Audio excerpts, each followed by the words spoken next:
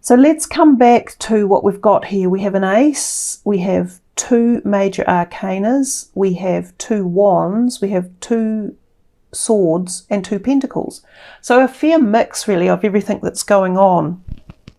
Interesting that the 2 major arcana cards have actually played out below each other, and we have this, we'll move these into sort of a group over there and a group here. We have the Strength card and the Emperor card. Now traditionally this is known as the Justice card, so I'm not sure why she's called it Strength, because of course the 8 major arcana is traditionally known as Strength. It's almost as if she's binding the 2 together, and the Strength card traditionally has the lion with it as well.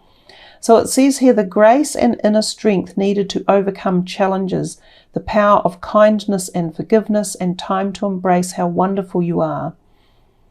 She shows up here on a necklace that or a headwear that she's wearing is the number 8 infinity symbol. So she really is tying in the Strength card to this Justice card. I'm also thinking because of the lion, there might be a Leo representative energy somehow going on here. Justice is very much a karmic card, and it often actually represents Libran energy.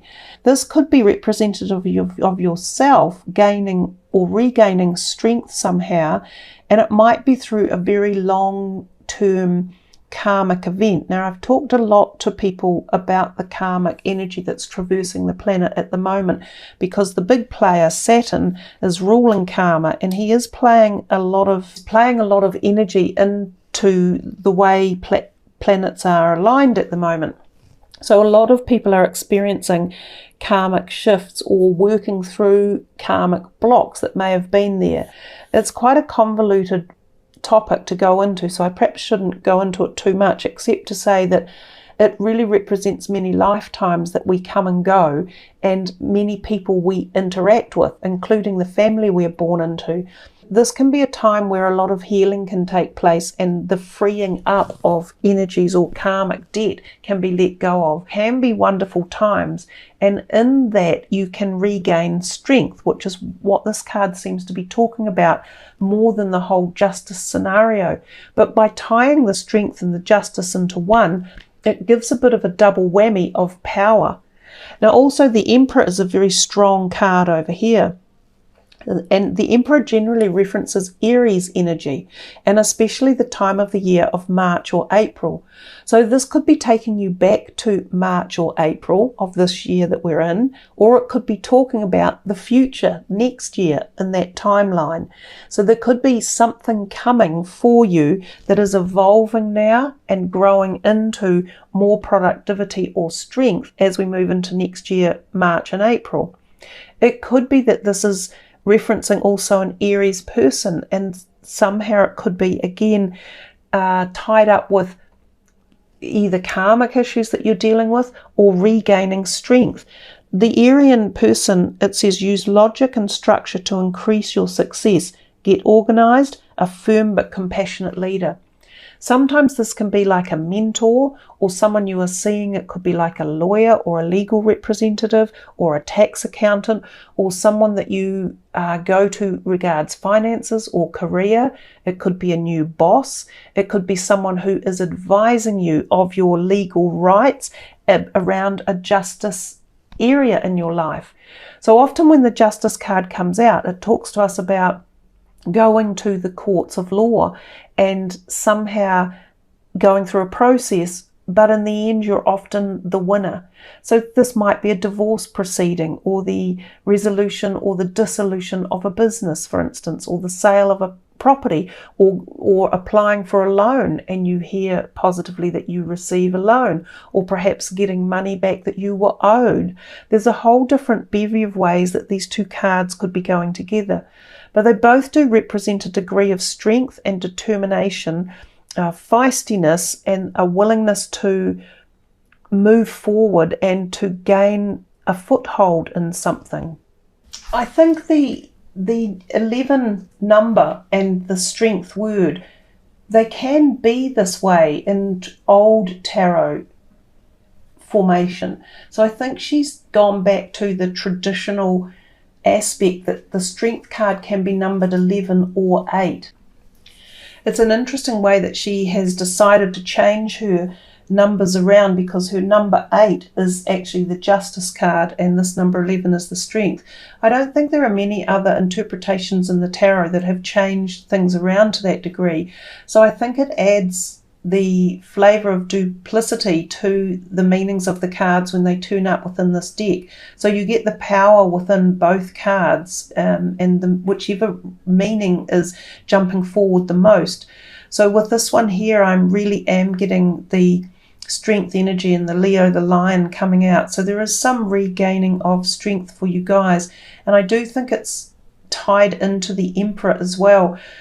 You know, for some of you, this could be physical strength, such as a physical health issue you've had, and you regain strength through procedures or perhaps therapies that you might be working through.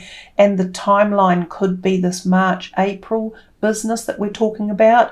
It could be that the Emperor is an Aryan type energy person, whether it's moon, rising or sun, who is helping to give you back strength one way or another, or support you on your journey as well. I think there are so many different messages and threads of energy coming from this. It could be leading to many different perspectives. It feels a little bit open-ended, or even, should I say, a little bit messy around which way these two are going. So I think individually you will get more of a handle on what the degree of messages for you around the Strength and the Emperor, that they're tied together like that. Because they're two major arcana cards, they do have a degree of weight within the reading, and they could be trying to be the major players within the month of June as well. So I personally think they're great cards to get. They're very powerful, and they are regaining some form of strength for you at many different levels, depending on how it's affecting you personally. So if we put those to the side again for a minute and come back to the rest of the reading, we have the 9 of Wands over here and the 7 of Pentacles. They're both actually talking about patience and the fruit of your labours. This is the fruit of your labours because this is the harvest season, and traditionally the 7 of Pentacles shows a man in a field appearing to harvest coins off what looks like almost a grapevine or perhaps a pumpkin vine. So it's about knowing that timing has its own agenda in life, and that the work and effort you put in over however long it might be, it could be months, it could be years, it pays dividends in the end. And sometimes we want it sooner, we want the rewards sooner than we can get them. But it's saying, have patience and don't worry, take time to rest and plan your next steps. But it does say a prudent investment of your time or money, and that will pay dividends. And with the 9 of Wands, it says protect the fruit of your labours, prepare for possible challenges that lie ahead. And she also talks about environmental conservation. So environmental conservation is becoming a much bigger feature or facet for a lot of people around the planet. And again, that's a very individual perspective. It may or may not resonate with you. If it does, then that could be quite a message for the card. It could be saying that there may be a real future for you in environmental conservatism. You might become involved within a community and or a charity, which could play a big role in something that takes you forward. It may even take you forward in the realm of a career opportunity. And this one, again, it is about dividends coming, reaping the reward of your hard work, the diligence that you've paid out over time, the strategies you've put into place. There is harvest coming. And I think that's the important message of that card. So if we go to the first one that came out where it said 5 of Pentacles, this is more saying sometimes we feel there's not enough money around, or we feel there could be a limit for what we're wanting in the here and now. The 5 is a transitory number, so it's very short-lived. It comes and goes. It sometimes represents a period of lesser income coming in, or perhaps having spent a bit much and, you know, an unexpected bill that turns up or an unexpected costing.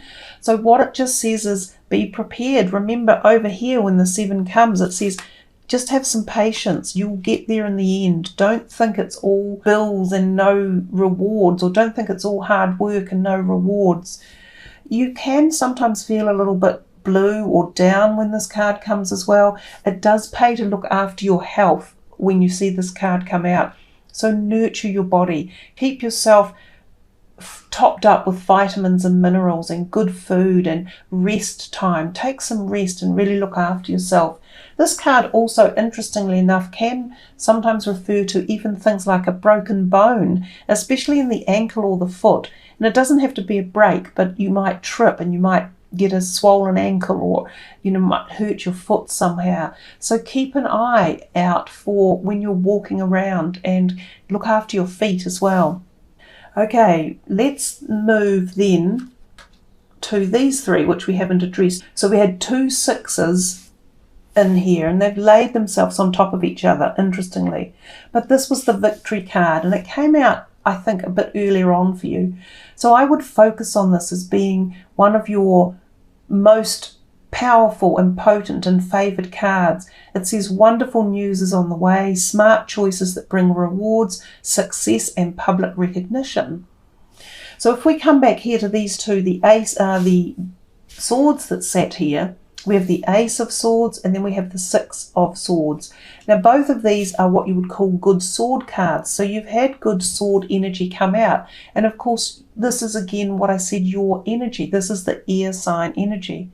So the Ace of Swords often comes about through something that has been a bit of a challenge. So we've seen a couple of challenges in here, and it's really important that you focus on the victory, on the success. The Ace is a little bit like the Strength card or the Justice card, as it so happens, in as much that it often comes about after you've been going through something for a period of time, but balance is coming back in your favour. It's rebalancing itself out. And that's the whole thing of 11. It's often a balanced sign. And remember again, your sign is the sign of the scales of balance. And this would traditionally have the balance or the scales in it. So the Ace of Winter or Swords can come about when there's been something like a divorce or a separation or a dissolution of a business. But the good news is that it leads you forward into these new steps of progress with new strength and balance coming your way, and rewards and dividends that will pay off, and victory and success. So you see, it's all showing to me it's leading to the future. And we had that timing card of the Emperor as well. So even though you're getting this reading for June, I feel a lot of it is telling you about how to move into the future and to focus on the positives that are coming for you, especially if some of you feel a bit challenged now. Now, others of you may not feel challenged at all. You may be on the cusp of this new success and victory and balance and strength that are coming in.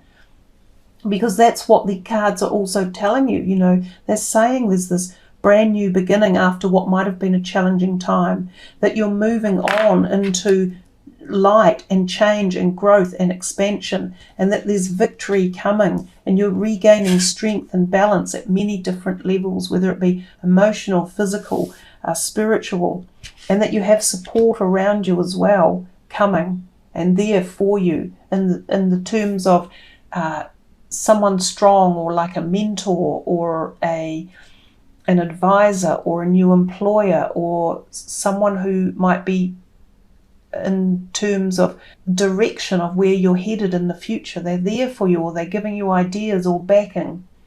And then there's showing you that it's paying dividends and that the rewards are there for you. And don't be thinking of worrying about how to get to the next step. Don't let these two, which is the only two really that are saying a tale of you worried about things, don't let those two stop all of this action in the middle. So the only other one we haven't perhaps looked at is the 6 of Winter. And it's often a card that talks about moving into a better phase of life. It says positive changes are on their way. A welcome relief from troubled times, travelling or relocating. So this can be a travel card, and it can be travel across water. It can be moving to another home or another state.